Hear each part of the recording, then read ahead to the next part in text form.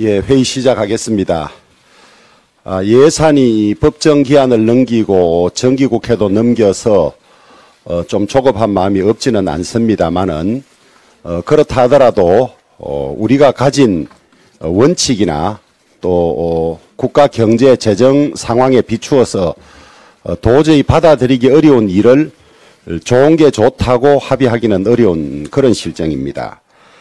사실은 기재부가 어제 발표한 2021년도 정부 일반 정부 부채 및 공공부분 부채 집계에 따르면 지난해 정부 일반 정부 부채가 무려 1,066조를 넘어서서 GDP 대비 51.5%나 기록을 했습니다.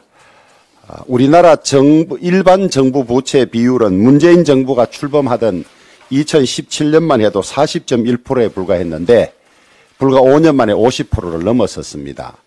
문재인 대통령은 국가부채 40%가 마지노선이라고 했다가 나중에 말을 바꾸어서 그게 마지노선이라는 법칙이 어디 있냐 하고 5년 사이에 국가부채를 10%나 무책임하게 늘려놓았습니다.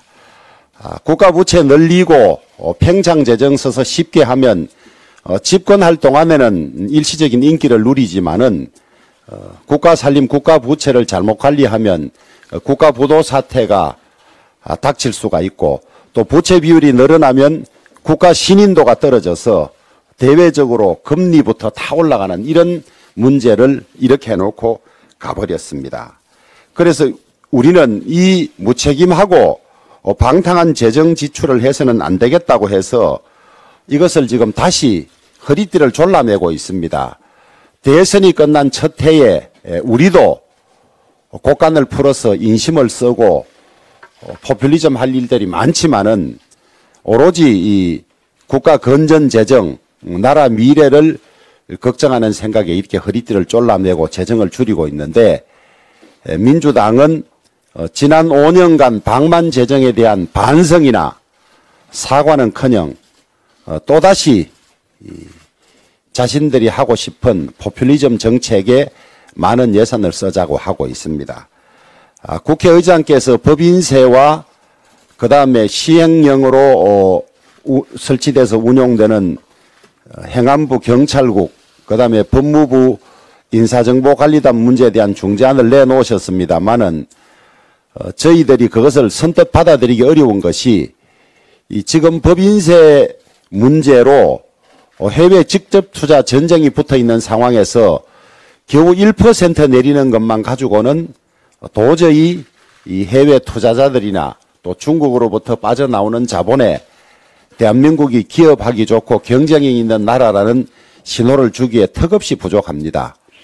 뿐만 아니라 지금 현재 경찰국이나 인사정보관리단은 현재 적법하게 활동을 하고 있는데 이 예산들이 제대로 인정받지 못한다면 그 국가기관의 신뢰를 결국 국회 예산 자체가 인정하지 않는 것이기 때문에 5억 때문에 이러느냐고 하지만은 그것은 기본적으로 민주당이 이 새 정부가 하는 경찰에 대한 제대로 된 인사 관리, 그 다음에 국가적으로 고위공직자들에 대한 검증 문제 이런 것들을 다 위법하게 만드는 낙인 찍는 그런 것을 우리는 받아들일 수가 없습니다.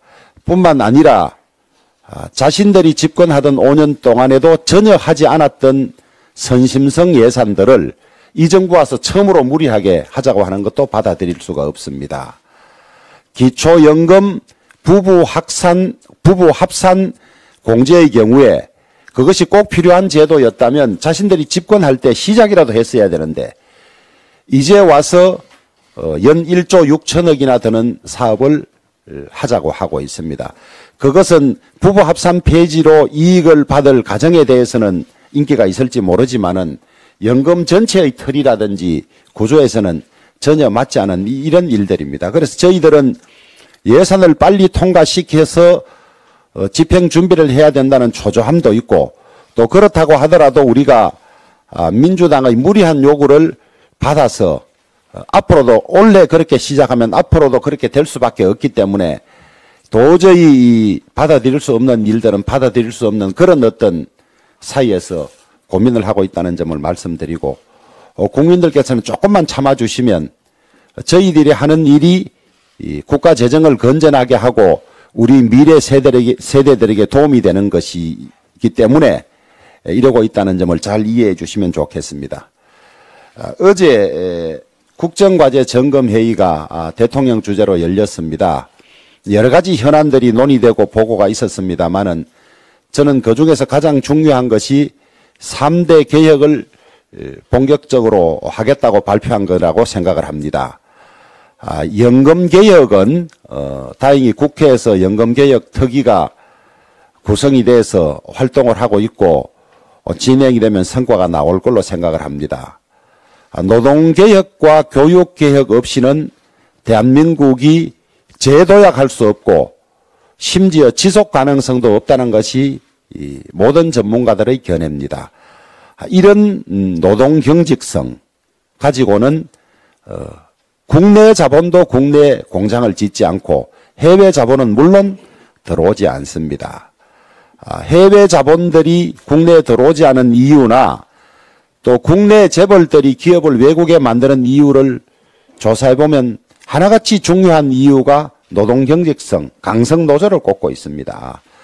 지금 이대로는 귀족, 특권, 강성 노조만이 특혜를 가지고 있고 나머지 대부분의 노동자들이 손해를 입는 그런 구조입니다. 그래서 4대 원칙을 말씀하셨습니다마는 노동의 유연성을 확보해야 되고 그다음에 노동자들 간의 공평성이 유지돼야 됩니다. 특권 귀족 노조만이 배불리고 살고 나머지 사람들이 그 특권 귀족 노조 때문에 제대로 된 권리를 행사하지 못한 이걸 깨지 않으면 되지 않습니다. 그다음에 교육개혁도 마찬가지입니다. 지금 공교육이 다시 살아나서 사교육 부담이 줄어들고 공교육 내에서는 4차 산업혁명, 융합 창의에 따른 교육이 돼야만 따라갈 수가 있습니다. 지금까지 대한민국이 자원이 없는 상태에서 이나마 성장할 수 있었던 것은 교육과 인재의 힘이라고 합니다. 그런데 앞으로 필요한 교육과 인재는 지금까지의 교육이 더 이상 유효하지가 않습니다. 이제는 창의성, 수월성의 바탕을 둔 영재교육이랄까 이런 것들이 살아나는 교육에게만 하는데 지금의 교육 방식 또 전교조가 주장하는 교육 방식으로는 더 이상 우리가 교육에서 다른 나라를 앞서갈 수가 없습니다. 그런데 참 안타까운 일은 이런 개혁을 민주당이 주도하면 쉽게 성공할 수가 있습니다. 우리들은 국민의힘은 이런 개혁을 적극 하자는 입장이고 따라서 민주당이 주도해서 하면 쉽게 이루어질 수 있는 나라 전체적으로 역사의 흐름에 비추어 보면 이런 개혁을 할 수 있는 골든타임이 지금인데 민주당 생각 자체가 전혀 그렇지 않기 때문에 이 안타까운 시간이 흘러가고 있다. 우리가 역사적으로 되돌아보면 그때 왜 그런 바보짓을 했을까 하는 시기가 있습니다만은 나중에 지나서 보면 왜 그때 민주당이 노동개혁과 교육개혁에 앞장서지 않았을까 하는 그런 비판과 후회의 시기가 반드시 올 거라고 생각합니다. 민주당에 다시 한번 간곡히 부탁을 드립니다. 대한민국이 지속적으로 성장하고 우리 미래 세대들이 세계에서 자랑스러운 나라를 만들려면 지금 민주당이 앞장서서 노동개혁과 교육개혁을 해야 합니다. 특정 지지 세력에 사로잡혀서 그들의 주장을 대변하고 그들만의 이익을 위하면 결국 국민들이 민주당을 외면할 것입니다. 민주당을 외면하는 것은 괜찮습니다마는 그러는 사이에 개혁의 골든타임이 지나가고 우리는 그 시기를 놓침으로써 세계적인 대열에서 뒤떨어질 수 있다는 걱정이 제일 큰 것이기 때문입니다.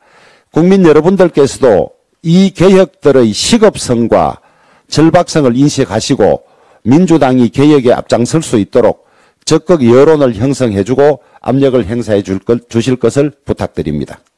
어제 윤석열 대통령께서 주부, 자영업자, 청년 등 국민 패널 100명과 함께 국정과제 점검하는 생중계 회의를 열었습니다. 국민에게 약속드린 국정과제를 다시 한번 상기하고 5년 동안 반드시 지켜나가겠다는 다짐을 표명한 자리였습니다. 윤석열 정부는 취임 직후부터 문재인 정권의 정책 실패와 정책 실패 유산과 함께 여소야대라는 국회 환경에서 번번이 국정과제를 발목 잡히는 어려운 환경에서 시작을 했습니다. 이런 상황에서 어제 회의는 국민의 어려움과 바람을 직접 듣고 대통령이 직접 국정과제를 설명하는 대국민 소통의 장이었습니다. 120대 국정과제를 모두 다룰 수는 없었지만 모든 국민과 정부 부처가 위기 극복과 미래 희망에 대한 공감대를 형성하고 국정의 우선과제를 함께 확인하는 데는 충분한 시간이었습니다. 특히 국민들이 많은 관심을 가지고 있는 부동산 대책과 서민 금융지원 대책들은 여러 차례 당정협의를 통해 세심하게 조율해 왔습니다. 이번 기회를 통해 정책을 필요로 하는 국민께 부처가 직접 말씀드릴 수 있는 좋은 기회였다고 생각을 합니다. 특히 대통령께서 인기 없어도 노동, 교육, 연금 등 3대 개혁은 반드시 하겠다라고 말씀을 하셨습니다. 어느 정부도 말하지 못했던 과제들입니다. 초인류 국가로 가기 위한 지난한 개혁이 없다면 역사에 죄를 지을 수 있습니다. 윤석열 대통령의 큰 결단에 동참해 주시기 바랍니다. 정치가 권력의 획득만 목표로 해서는 안 됩니다. 독일 슈레더 총리의 개혁은 통일 독일의 모범 사례입니다. 민주당에 요청을 합니다. 윤 대통령 개혁에 함께 해 주십시오. 다음 세대와 대한민국의 영속적인 전진을 위해 함께 해주시기를 요청합니다. 예산안은 이재명 대표가 취임 100일 때에도 하지 않았던 기자회견을 할 만큼 중요한 사안이기도 하지만 국민들이 듣고 싶었던 말은 예산에 대한 입장만은 아니었습니다. 바로 전날 대정동 불법 개발 의혹의 핵심 인물인 김만배 씨가 극단적 선택을 하고 중환자실에서 치료를 받고 있었기 때문입니다. 대장동은 이재명 대표가 직접 설계하고 실행한 단군 이래 최대 치적이라고 자화자찬했던 사업입니다. 그 사업의 키맨이 수사를 받다 극단적 선택까지 했습니다. 이재명 대표와 관련된 사람 4명이 이미 세상을 등졌고 또 이런 일이 벌어졌는데도 이재명 대표는 아무런 언급조차 없습니다. 이재명 대표가 같이 골프 치고 여행한 김문기 전 처장도 모른다고 하며 조문조차 하지 않은 비정한 지도자인 것은 알고 있으나 이번에도 모른 척하고 지나갈 셈입니까? 국민들이 듣고 싶은 말이 무엇인지 명백합니다. 왜 이런 일이 일어나고 있는지, 대장동 불법 개발 의혹의 진실은 무엇인지에 대해서 이재명 대표의 정확한 입장을 듣고 싶은 것입니다. 이재명 대표가 최근 민주주의가 질식해가고 우리 사회에 공포감이 젖어들고 있다고 말을 했습니다. 오히려 부정부패로 민주주의가 질식해가고 대장동의 무서운 죽음들로 인한 공포가 우리 사회에 젖어들고 있는 것 아닙니까? 왜 이런 일이 일어났는지, 무엇이 잘못됐는지 최종 책임자였던 당시 시장으로서 입장을 밝혀주시기 바랍니다. 국민들은 진실이 무엇인지 알 권리가 있고 물을 권리가 있습니다.